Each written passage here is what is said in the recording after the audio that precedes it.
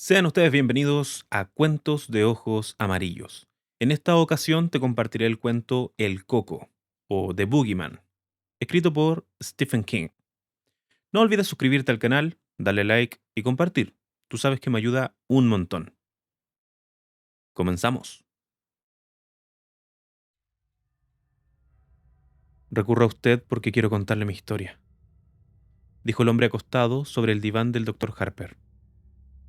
El hombre era Lester Billings, de Waterbury, Connecticut. Según la ficha de la enfermera Vickers, tenía 28 años. Trabajaba para una empresa industrial de Nueva York, estaba divorciado y había tenido 3 hijos, todos muertos. No puedo recurrir a un cura porque no soy católico.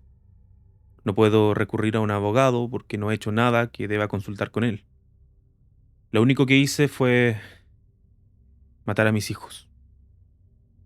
De uno en uno. Los maté a todos. El doctor Harper puso en marcha el magnetófono. Billings estaba duro como una estaca sobre el diván, sin darle un ápice de sí. Sus pies sobresalían, rígidos por el extremo. Era la imagen de un hombre que se sometía a una humillación necesaria. Tenía las manos cruzadas sobre el pecho, como un cadáver. Sus facciones se mantenían escrupulosamente compuestas. Miraba el simple cielo raso, blanco, de paneles, como si por su superficie desfilaran escenas e imágenes. ¿Quiere decir que los mató realmente o...? No, un movimiento impaciente de la mano. Pero fui el responsable. Denny en 1967, Cheryl en 1971 y Andy este año. Quiero contárselo. El doctor Harper no dijo nada. Le pareció que Billings tenía un aspecto demacrado y envejecido. Su cabeza raleaba, su tez estaba pálida. Sus ojos encerraban todos los secretos miserables del whisky. Fueron asesinados, ¿entiende? Pero nadie lo cree. Si lo creyeran, todo se arreglaría. ¿Por qué? Porque Billings se interrumpió y se irguió bruscamente sobre los codos, mirando hacia el otro extremo de la habitación. ¿Qué es eso?, bramó. Sus ojos se habían entrecerrado, reduciéndose a dos oscuros tajos. ¿Qué es qué? Esa puerta. El armario empotrado, respondió el doctor Harper, donde cuelgo mi abrigo y dejo mis chanclos. Ábralo. Quiero ver lo que hay dentro.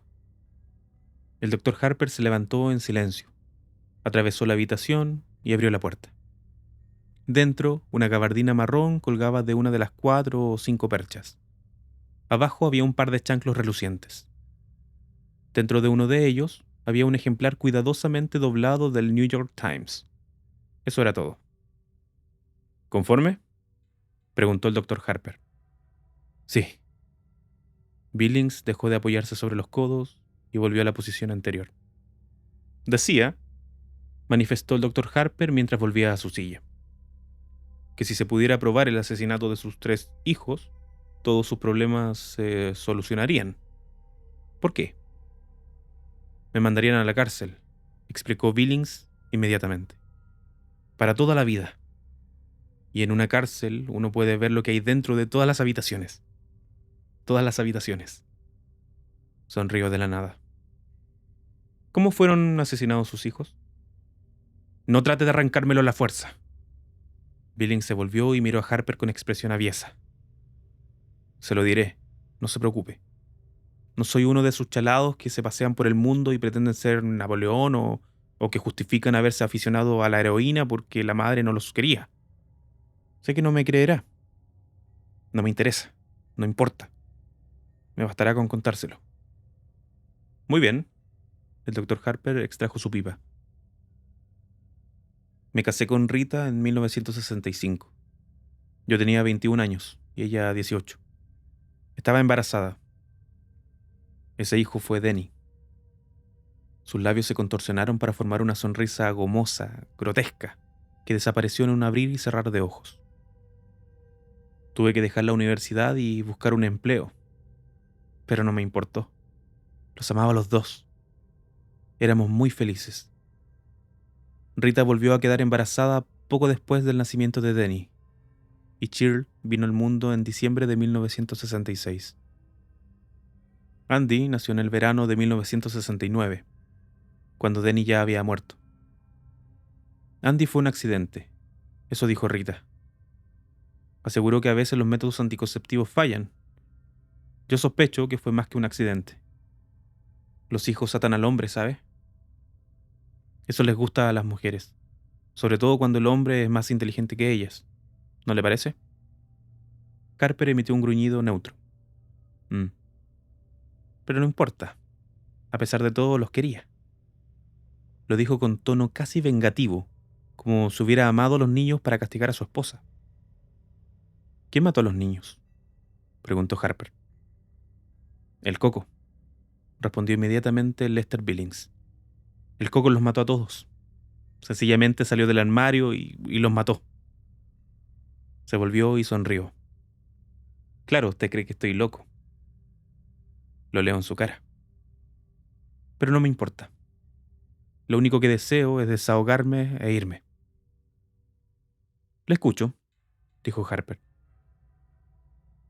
Todo comenzó cuando Denny tenía casi 2 años, y Cheryl era apenas una bebé. Denny empezó a llorar cuando Rita lo tenía en la cama. Verá, teníamos un apartamento de 2 dormitorios. Cheryl dormía en una cuna, en nuestra habitación. Al principio pensé que Danny lloraba porque ya no podía llevarse el biberón a la cama. Rita dijo que no nos obstináramos, que tuviéramos paciencia, que le diéramos el biberón y que él ya lo dejaría solo. Pero así es como los chicos se echan a perder. Si eres tolerante con ellos, los malcrías. Después te hacen sufrir. Se dedican a violar chicas, ¿sabe? O empiezan a drogarse. O se hacen maricas. ¿Se imagina lo horrible que es despertar una mañana y descubrir que su chico, su hijo varón, es marica? Sin embargo, después de un tiempo, cuando vimos que no se acostumbraba, empecé a acostarle yo mismo. Y si no dejaba de llorar, le daba una palmada. Entonces Rita dijo que repetía a cada rato luz, luz. Bueno, no sé. ¿Quién entiende lo que dicen los niños tan pequeños? Solo las madres lo saben. Rita quiso instalarle una lámpara de noche, uno de esos artefactos que se adosan a la pared con la figura del ratón Mickey o Huckleberry, o de lo que sea. No se lo permití. Si un niño no le pierde el miedo a la oscuridad cuando es pequeño, nunca se acostumbra a ella. De todos modos, murió el verano que siguió al nacimiento de Cheryl. Esa noche lo metí en la cama y empezó a llorar enseguida. Esa vez entendí lo que decía. Señaló directamente al armario cuando lo dijo. «¡El Coco!», gritó. «¡El Coco, papá!». Apagué la luz y salí de la habitación y le pregunté a Rita por qué le había enseñado esa palabra al niño. Sentí deseos de pegarle unas bofetadas, pero me contuve. Juró que nunca se la había enseñado. La acusé de ser una condenada embustera. Verá, ese fue un mal verano para mí. Solo conseguí que me emplearan para cargar camiones de Pepsi Cola en un almacén.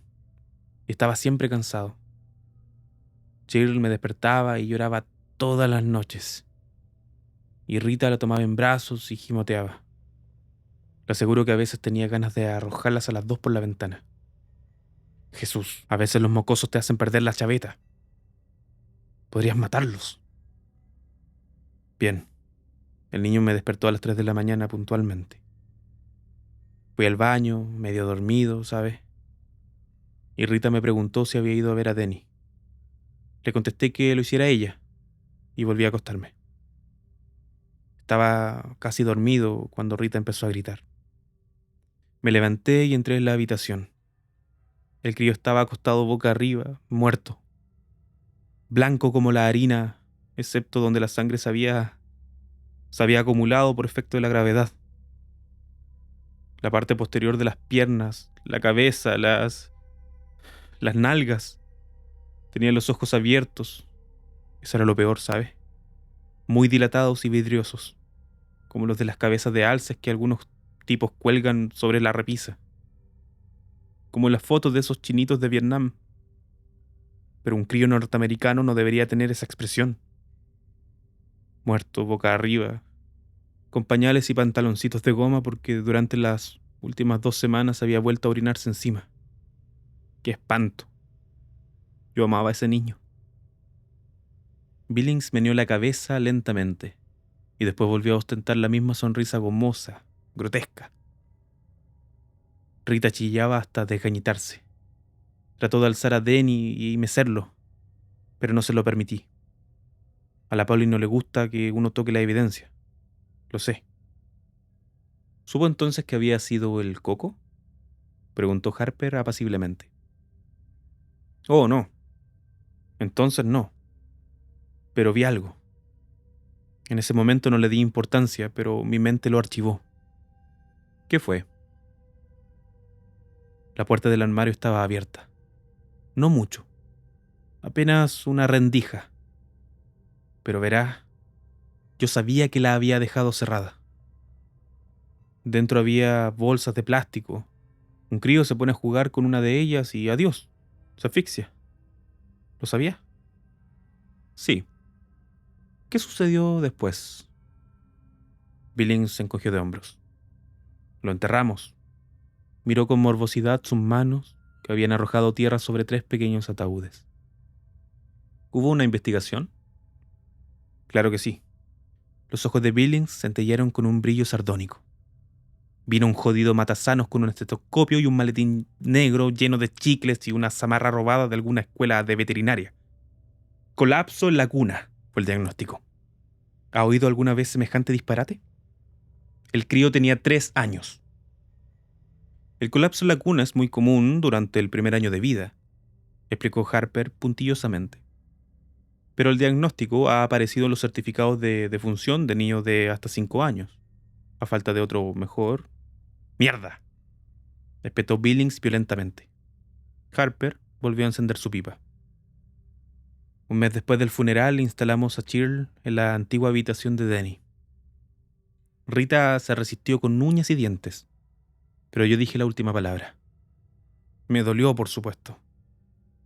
Jesús, me encantaba tener a la mocosa con nosotros, pero no hay que sobreproteger a los niños, pues en tal caso se convierten en lisiados. Cuando yo era niño, mi mamá me llevaba a la playa y después se ponía ronca gritando: «No te internes tanto, no te metas allí, hay corrientes submarinas, has comido hace 1 hora, no te zambullas de cabeza». Le juro por Dios que incluso me decía que me cuidara de los tiburones. ¿Y cuál fue el resultado? Que ahora ni siquiera soy capaz de acercarme al agua. Es verdad. Si me arrimo a una playa, me atacan los calambres. Cuando Danny vivía, Rita consiguió que la llevase una vez con los niños a Sabine Rock. Se me descompuso el estómago. Lo sé, ¿entiende? No hay que sobreproteger a los niños. Y uno tampoco debe ser complaciente consigo mismo. La vida continúa. Cheryl pasó directamente a la cuna de Denny. Claro que arrojamos el colchón viejo a la basura. No quería que mi pequeña se llenara de microbios. Así transcurrió 1 año. Y una noche, cuando estoy metiendo a Cheryl en su cuna, empieza a aullar y chillar y llorar. «¡El coco, papá! ¡El coco! ¡El coco!». Eso me sobresaltó. Decía lo mismo que Denny. Y empecé a recordar la puerta del armario, apenas entreabierta cuando lo encontramos. Quise llevarla por esa noche a nuestra habitación. ¿Y la llevó? No. Billings se miró las manos y sus facciones se convulsionaron. ¿Cómo podía confesarle a Rita que me había equivocado? Tenía que ser fuerte. Tenía que ser fuerte. Ella había sido siempre una marioneta. Recuerde con cuánta facilidad se acostó conmigo cuando aún no estábamos casados. Por otro lado, dijo Harper, recuerde con cuánta facilidad usted se acostó con ella. Billings, que estaba cambiando la posición de sus manos, se puso rígido y volvió lentamente la cabeza para mirar a Harper. ¿Pretende tomarme el pelo? Claro que no, respondió Harper. Entonces deje que le cuente a mi manera, espetó Billings. Estoy aquí para desahogarme, para contar mi historia. No hablaré de mi vida sexual, si es eso lo que usted espera. Rita y yo hemos tenido una vida sexual muy normal, sin perversiones. Sé que a algunas personas les excita hablar de eso, pero no soy una de ellas. De acuerdo, asintió Harper. De acuerdo. repitió Billings con ofuscada arrogancia. Parecía haber perdido el hilo de sus pensamientos, y sus ojos se desviaron inquietos hacia la puerta del armario que estaba herméticamente cerrada. ¿Prefiere que la abra?, preguntó Harper. No, se apresuró a exclamar Billings. Lanzó una risita nerviosa. ¿Qué interés podría tener en ver sus chanclos? Y después de una pausa, dijo: el coco la mató también a ella. Se frotó la frente como si estuviera ordenando sus recuerdos. Un mes más tarde. Pero antes sucedió algo más. Una noche oí un ruido ahí dentro. Y después Cheryl gritó. Abrí muy rápidamente la puerta. La luz del pasillo estaba encendida y ella estaba sentada en la cuna, llorando, y algo se movió en las sombras junto al armario. Algo se deslizó. ¿La puerta del armario estaba abierta? Un poco. Solo una rendija. Billings se humedeció los labios. Cheryl hablaba a gritos del coco. Y dijo algo más que sonó como garras. Solo que ella dijo galas, ¿sabe? A los niños les resulta difícil pronunciar las R's. Rita vino corriendo y preguntó qué sucedía. Le contesté que le habían asustado las sombras de las ramas que se movían en el techo. ¿Galochas?, preguntó Harper. ¿Eh? Galochas. Son una especie de chanclos. Quizás había visto las galochas en el armario y se refería a eso. Quizá, murmuró Billings. Quizás se refería a eso, pero yo no lo creo. Me pareció que decía garras. Sus ojos empezaron a buscar otra vez la puerta del armario. Garras. Largas garras. Su voz se había reducido a un susurro. ¿Miró dentro del armario? Sí. Las manos de Billings estaban fuertemente entrelazadas sobre su pecho, tan fuertemente que se veía una luna blanca en cada nudillo. ¿Había algo dentro? ¿Vio al...? No vi nada, chilló Billings de súbito. Y las palabras brotaron atropelladamente, como si hubieran arrancado un corcho negro del fondo de su alma. Cuando murió la encontré yo.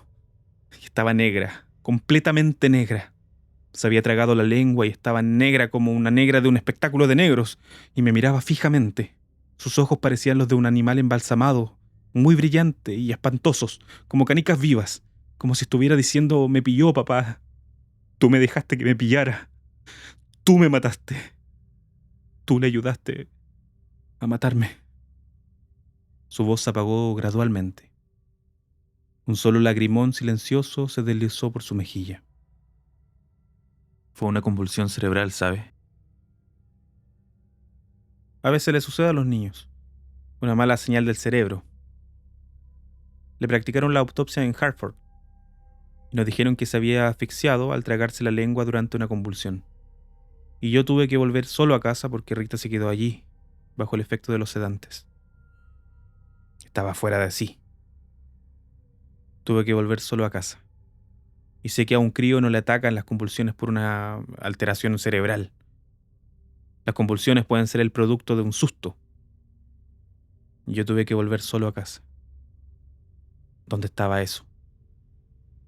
Dormí en el sofá, susurró, con la luz encendida. ¿Sucedió algo? Tuve un sueño, contestó Billings. Estaba en una habitación oscura y había algo que yo no podía ver. Estaba en el armario. Hacía un ruido, un ruido viscoso. Me recordaba un cómic que había leído en mi infancia, Cuentos de la Cripta. ¿Lo conoce? Jesús había un personaje llamado Graham Ingles, capaz de invocar a los monstruos más abominables del mundo, y algunos de otros mundos. De todos modos, en este relato una mujer ahogaba a su marido, ¿entiende? Le ataba unos bloques de cemento a los pies y lo arrojaba a una cantera inundada. Pero él volvía. Estaba totalmente podrido y de color negro verdoso, y los peces le habían devorado un ojo. Y tenía algas enredadas en el pelo. Volvía y la mataba. Y cuando me desperté a mitad de la noche, Pensé que lo encontraría inclinándose sobre mí, con garras, largas garras. El doctor Harper consultó el reloj digital embutido en su mesa. Lester Billings estaba hablando desde hacía casi media hora. Cuando su esposa volvió a casa, dijo, ¿cuál fue su actitud respecto a usted? Aún me amaba, respondió Billings orgullosamente. Seguía siendo una mujer sumisa. Ese es el deber de la esposa, ¿no le parece? La liberación femenina solo sirve para aumentar el número de chalados. Lo más importante es que cada cual sepa ocupar su lugar, su, em, su sitio en la vida. Eso es. Billings hizo chasquear los dedos. Y la mujer debe seguir al marido. Durante los primeros 4 o 5 meses que siguieron a la desgracia, estuvo bastante mustia. Arrastraba los pies por la casa, no cantaba, no veía la TV, no reía. Yo sabía que se sobrepondría. Cuando los niños son tan pequeños, uno no llega a encariñarse tanto. Después de un tiempo hay que mirar su foto para recordar cómo eran exactamente. Quería otro bebé, agregó con tono lúgubre. Le dije que era una mala idea. Oh, no de una forma definitiva, sino por un tiempo. Le dije que era hora de que nos conformáramos y empezáramos a disfrutar el uno del otro. Antes nunca habíamos tenido la oportunidad de hacerlo. Si queríamos ir al cine, teníamos que buscar una babysitter. No podíamos ir a la ciudad a ver un partido de fútbol si los padres de ella no aceptaban cuidar a los críos, porque mi madre no quería tener tratos con nosotros. Denny había nacido demasiado poco tiempo después de que nos casáramos. ¿Entiende? Mi madre dijo que Rita era una zorra, una vulgar trotacalles. Así era como la llamaba siempre, trotacalles. ¿Qué le parece? Una vez me hizo sentar y me recitó la lista de las enfermedades que podía pescarme si me acostaba con una prostituta. Me explicó cómo un día aparecían unas llaguitas en el pene y al día siguiente se estaba pudriendo. Ni siquiera aceptó venir a la boda. Billings tamborileó con los dedos sobre su pecho. El ginecólogo de Rita le vendió un chisme llamado DIU, un dispositivo intrauterino. Absolutamente seguro, dijo el médico. Bastaba insertarlo en el aparato femenino y listo. Y si hay algo allí, el óvulo no se fecunda. Ni siquiera se nota. Dirigió la mirada al techo y sonrió con lúgubre dulzura. Ni siquiera sabe si está allí. Y al año siguiente, volvió a quedar embarazada. Vaya seguridad absoluta. Ningún método anticonceptivo es perfecto, explicó Harper. La píldora solo lo es en el 98% de los casos. El DIU puede ser expulsado por contracciones musculares, por un fuerte flujo menstrual y en casos excepcionales durante la evacuación. Sí, o la mujer se lo puede quitar. Es posible. ¿Y entonces qué? Empieza a tejer prendas de bebé, canta bajo la ducha y come encurtidos como una loca. Se sienta sobre mis rodillas y dice que debe ser la voluntad de Dios. Mierda. ¿El bebé nació al finalizar el año que siguió a la muerte de Chill? Exactamente. Un varón. Lo llamamos Andrew Lester Billings. Yo no quise tener nada que ver con él. Por lo menos al principio. Decidí que puesto que ella había armado el jaleo, tenía que apañársela sola. Sé que esto puede parecer brutal, pero no olvide cuánto había sufrido yo. Sin embargo, terminé por cobrarle cariño, ¿sabe? Para empezar, era el único de la camada que se parecía a mí. Denny guardaba parecido a su madre, y Shirley no se había parecido a nadie, excepto tal vez a la abuela Ann. Pero Andy era idéntico a mí. Cuando volvía de trabajar iba a jugar con él. Me cogía solo el dedo y sonreía y gorgoteaba. A las 9 semanas ya sonreía como su papá. ¿Cree lo que estoy contando? Y una noche, hete aquí que salgo de una tienda con un móvil para colgar sobre la cuna del crío. ¡Yo! Yo siempre he pensado que los críos no valoran los regalos hasta que tienen edad suficiente para dar las gracias. Pero ahí estaba yo, comprándole un chisme ridículo y de pronto me di cuenta que lo quería más que a nadie. Ya había conseguido un nuevo empleo, muy bueno.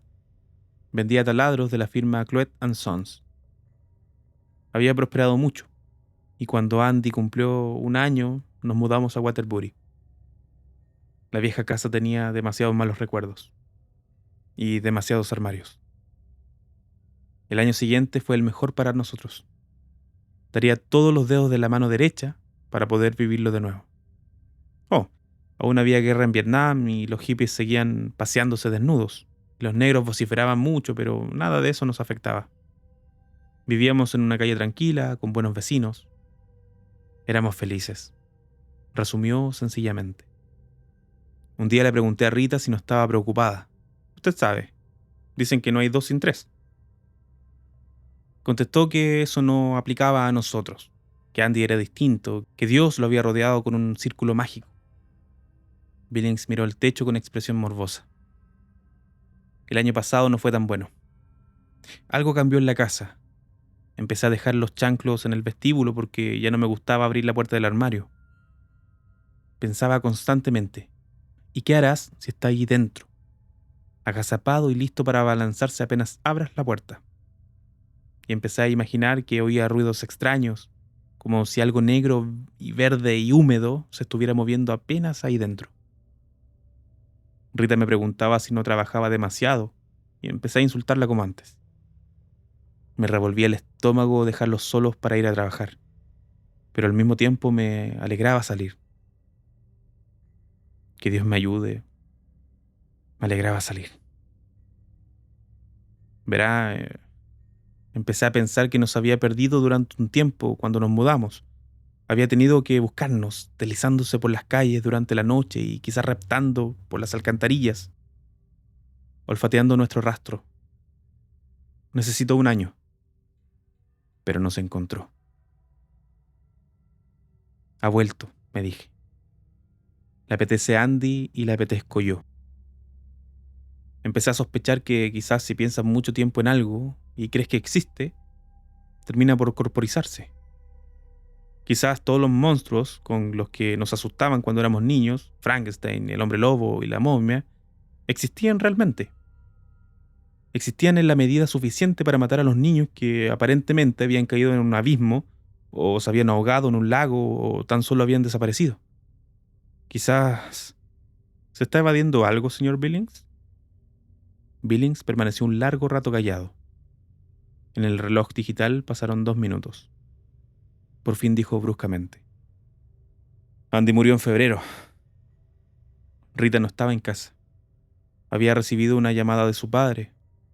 Su madre había sufrido un accidente de coche un día después de Año Nuevo, y creían que no se salvaría. Esa misma noche Rita cogió el autobús. Su madre no murió, pero estuvo mucho tiempo, 2 meses, en la lista de pacientes graves. Yo tenía una niñera excelente que estaba con Andy durante el día, pero por la noche nos quedábamos solos, y la puerta de los armarios porfiaban en abrirse. Billings se humedeció los labios. El niño dormía en la misma habitación que yo. Es curioso, además. Una vez, cuando cumplió 2 años, Rita me preguntó si quería instalarlo en otro dormitorio. Spock u otro de esos charlatanes sostienen que es malo que los niños duerman con los padres, ¿entiende? Se supone que eso les produce traumas sexuales o algo parecido. Pero nosotros solo lo hacíamos cuando el crío dormía, y no quería mudarlo.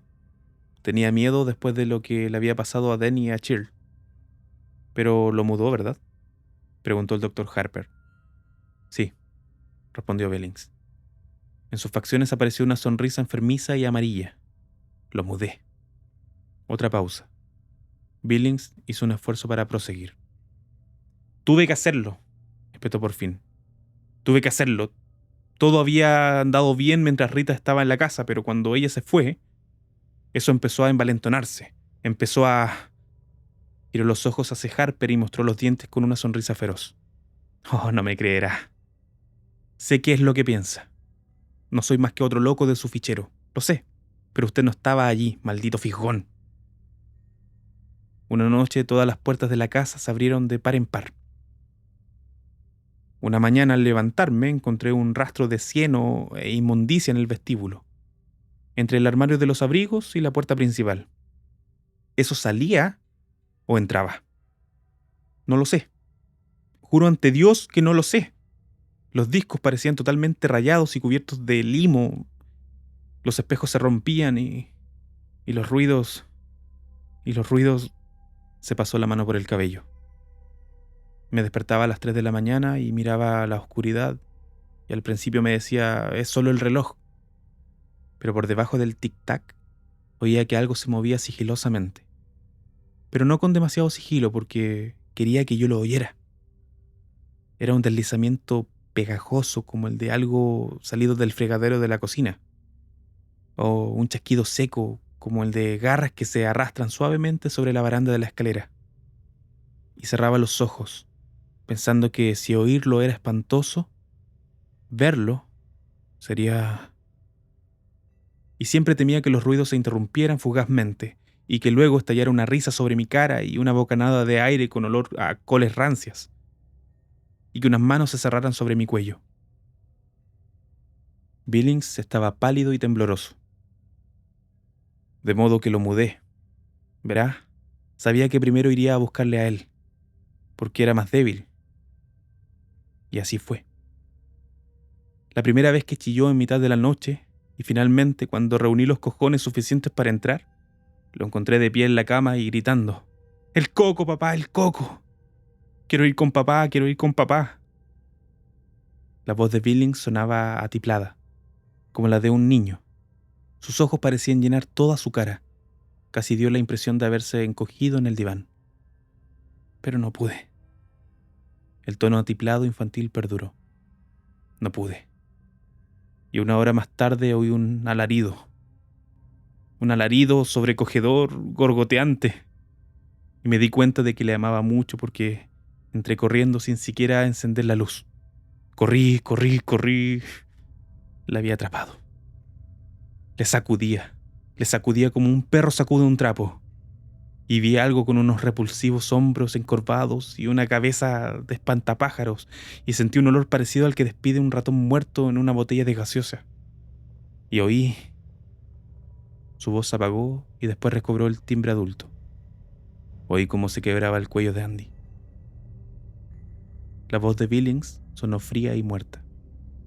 Fue un ruido semejante al del hielo que se quiebra cuando uno patina sobre un estanque en invierno. ¿Qué sucedió después? Oh, eché a correr, respondió Billings con la misma voz fría, muerta. Fui a una cafetería que estaba abierta durante toda la noche. ¿Qué le parece esto como prueba de cobardía? Me metí en una cafetería y bebí 6 tazas de café. Después volví a casa. Ya amanecía. Llamé a la policía aún antes de subir al primer piso. Estaba tumbado en el suelo mirándome, acusándome. Había perdido un poco de sangre por una oreja, pero solo una rendija. Se cayó. Harper miró el reloj digital. Habían pasado 50 minutos. «Pídele una hora a la enfermera», dijo. «¿Los martes y jueves?» «Solo he venido a contarle mi historia», respondió Billings. «Para desahogarme. Le mentí a la policía, ¿sabe? Dije que probablemente el crío había tratado de bajar de la cuna por la noche y se lo tragaron.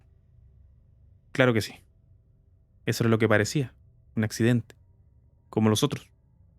Pero Rita comprendió la verdad. Rita comprendió finalmente. Se cubrió los ojos con el antebrazo derecho y empezó a sollozar.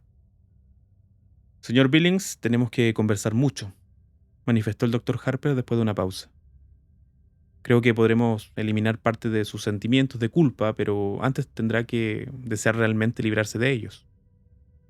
«¿Acaso piensa que no lo deseo?», exclamó Billings apartando el antebrazo de sus ojos.